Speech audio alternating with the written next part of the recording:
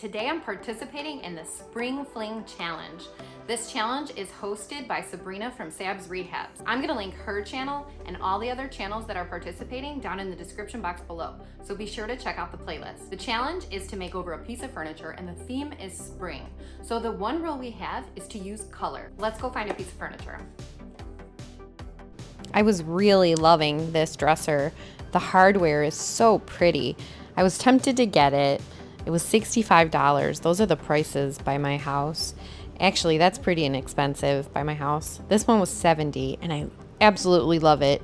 I'll probably go back for it. It has a really nice mirror attached.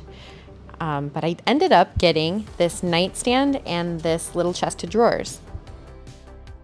I ended up getting these ones because I do have a plan in mind, so these will end up going perfectly for my plan. And the only problem with these are they're really dirty and the nightstand needs knobs to match. I start by taking off all of the hardware, and I plan on spray painting the hardware and then using a lacquer to seal it. And I'm gonna take all my drawers out one by one and mark them, just so I don't get them mixed up. So this will be number one. Then I'll remove the hardware on the other ones, mark those, and then we're gonna clean the piece. Luckily, these drawer inserts were super easy to remove because they were only tacked on. So they didn't have any glue or anything to attach them. But the drawers are filthy, so I had to use my vacuum and vacuum the insides.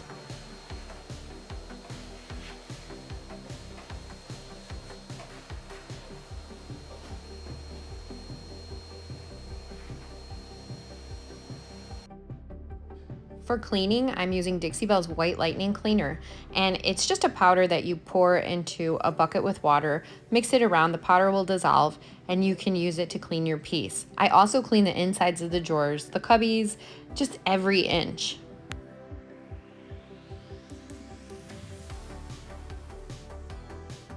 Sometimes a wet rag isn't going to be enough, so I did end up using a scrubby to get some of that gunk off of the piece.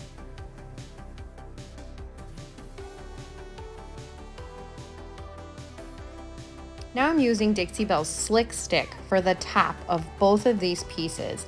And I like to use my Scarlet brush for this because it leaves a lot less brush strokes and it helps me to get a nice smooth finish. I'm only using Slick Stick on the tops because the bottom, it's not slick. This top is so slick that this will be perfect to help the paint adhere properly so we don't get any chips or scratches. I applied 2 coats of Slick Stick, waiting 2 hours in between coats, and then I wait overnight to apply my paint. And then I take it over to my nightstand and I apply the Slick Stick to the nightstand top.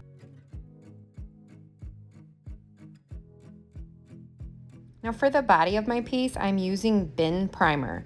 This is Zinsser's Bin, and it has some shellac in it, so it's gonna cover any odors. Just because this piece is so old, it sort of has that old smell. It doesn't have a perfume smell or a cigarette smell, so I'm only gonna do 1 coat, and I'm not gonna do the insides of the cubbies. I'm just gonna do the outside because it doesn't smell like super bad. I just want that peace of mind that, you know, it's gonna be fresh when somebody takes it. I'm using my high density foam roller for this, and this is really old and I haven't used it in a while. So you just want to make sure that your foam spins on it before you start using it because you don't want it to get stuck. And because I've used this roller so many times, my handle has a lot of old paint stuck on it. So I should probably buy a new one, and I will, but it works really great. And you can actually keep your foam, because it has shellac in it, you can keep it in a nice baggie for a little while and get a couple projects out of it.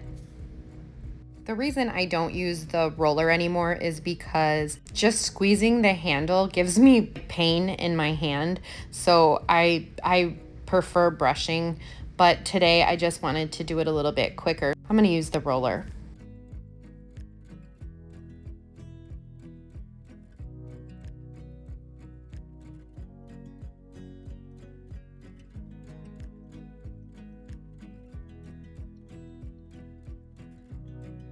The paint I'm using for this project are 4 gorgeous colors from Mint by Michelle. It's her mineral paint.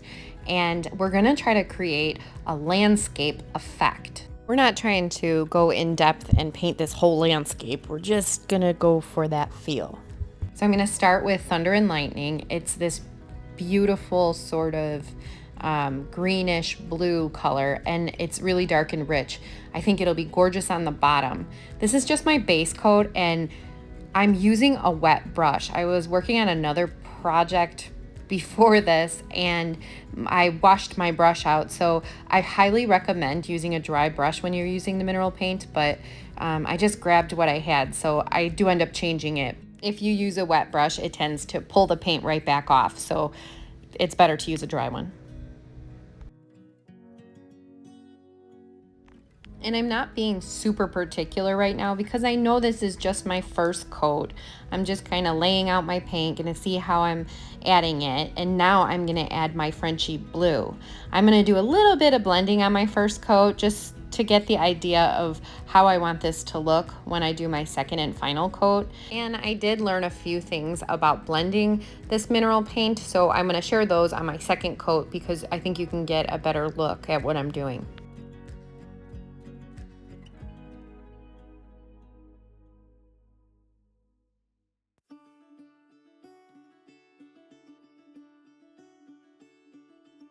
I'm adding fresh sheets, which is a white between my Frenchy blue and then the top color that's going to be Impressionist blue. I want to add this little white to kind of like a little cloud is in between. So we have our dark color and then we have our greenish color and then we have a little cloud and now we have our Impressionist blue, which is going to be like the sky. And I take this blue and I pull it all the way up to the top. I'm covering the entire top with the blue. I'm undecided at this point what I want to do with the sides, so I just leave them because I have a couple other steps before I can figure out how I'm gonna finish the sides.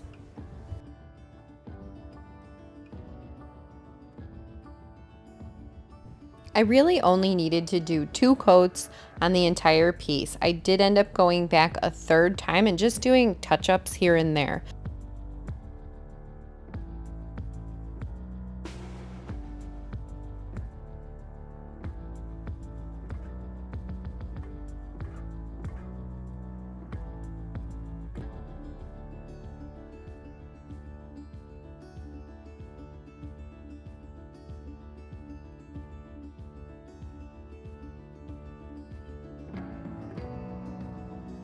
It's about an hour and a half later. I come back and I'm ready to apply my second coat.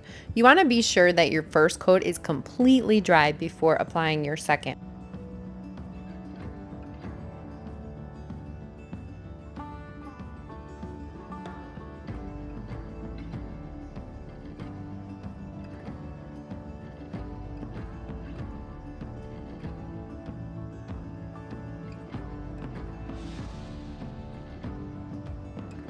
I wanted to show you here how nice my coverage is on the second coat.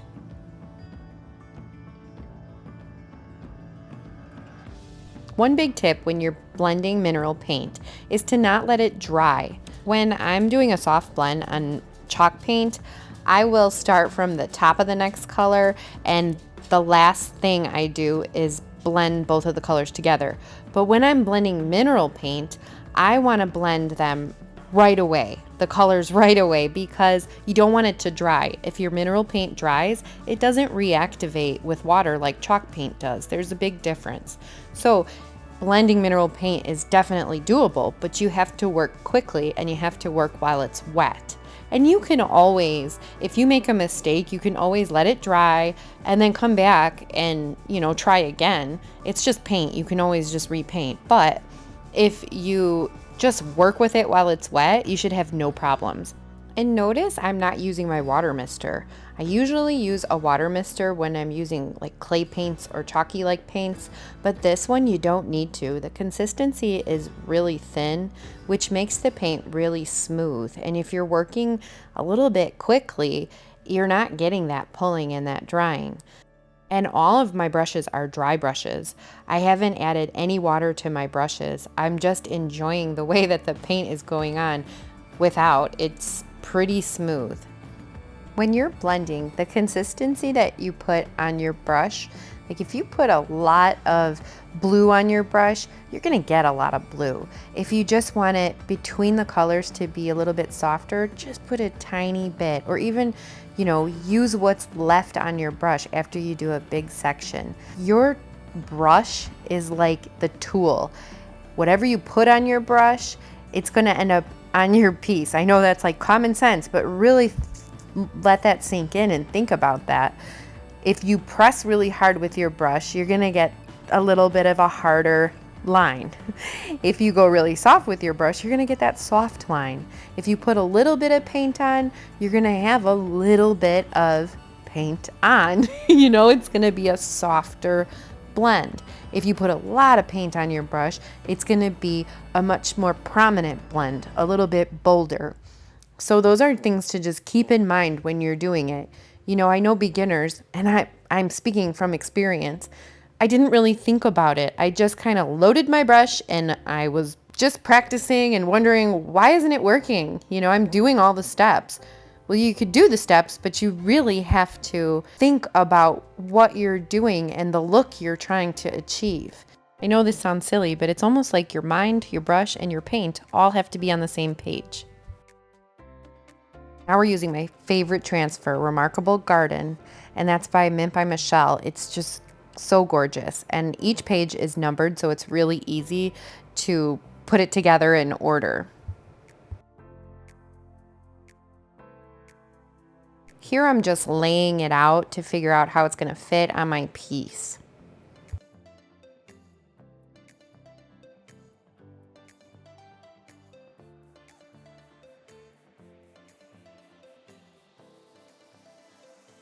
Now I just want to cut the edges off, all that white, and I take my transfer off the backing paper. I apply it. I'm going to apply it to the center. And then I start at the bottom. I really should have just stuck it on the middle, but I don't know. I was just kind of going for it, so that's what I did. But I did end up, when I was bringing it up, sticking it in the middle first, and then, you know, using my stick to stick it on the bottom, and then all the curves. This one came on really easy. My first one went super, super easy. And I've applied transfers. I can't even count how many times I've used furniture transfers because I really love them. And I still have problems when I'm using curved edges. And I want to show you exactly how I deal with if I have any issues. But this one went on really nice. I'm just rubbing the transfer right on, and then that front paper starts to come off and the transfer sticks like a sticker. And then I smooth it out with my hand and make sure it's on really good. See, that looks pretty great. Now my second one, I want to show you because it just didn't come out that great. I'm using a little sanding sponge because I have all these like little wrinkles and ripples and stuff, and that's just because there's so many curves. And even just now, I just took a big chunk off. So I was having not the best luck with this section of the transfer. And it's not the transfer's fault, it's just the way that I applied it. But these transfers are so easily fixed. You just add a little bit of paint. So I'm using, I think this was Dixie Belle's soft pink, and I'm just applying it and then sort of mushing it with my hand. I'm just rubbing the paint, and it'll blend so nicely that no one would ever know the difference. You don't have to match the colors exact because it's so colorful, the transfer, that you really will not be able to tell. So I even did some of the green sections and you can't tell. And then as I went on, you know, I kind of figured it doesn't matter if I have these little cracks and stuff because it actually looks pretty darn good. So I did end up keeping a lot of the cracks as I moved up the dresser. I want to show you, in case you're somebody who's not into the cracks, you know, if it really bothers you, that this is a really, really easy fix. And when paint is wet, it's a different color than it is when it dries. So once it dries, it just blends so nicely.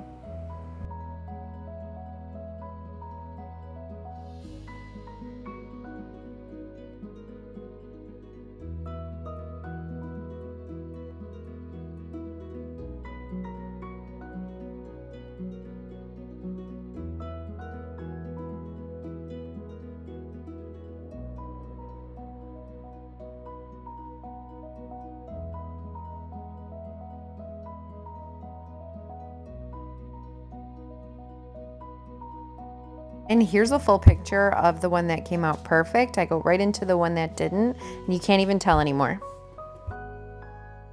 So now that I finished the front, I know that the sides, I'm just gonna add the Impressionist blue to the sides. I'm not gonna do a blend out to the sides because I'm not adding the transfer. The transfer only went on the front. I built upwards on the dresser about 3 drawers high with my transfer, and then I added some to the nightstand. Any leftovers went on the nightstand.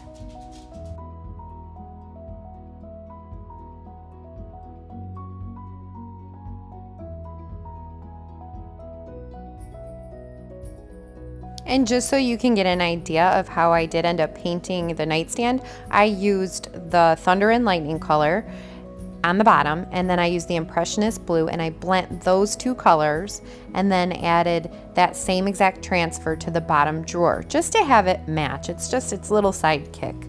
To seal the piece, I'm using a sprayer for the first time, and I'm not going to show you all about the sprayer in this video because I want to get some use out of it before I can really talk about it. So, but I did end up sealing it. You don't have to seal this paint, but I wanted to for the satin finish. Here's a quick reminder of what we started with. And here they are today.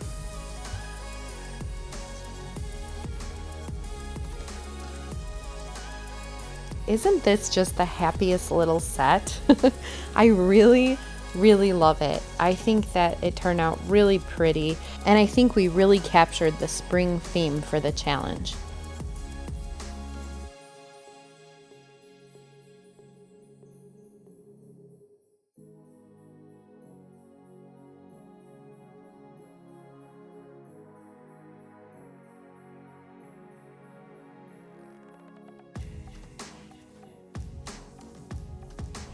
If you're interested in any of the products I used, be sure to check out the description box because I'll have links to those.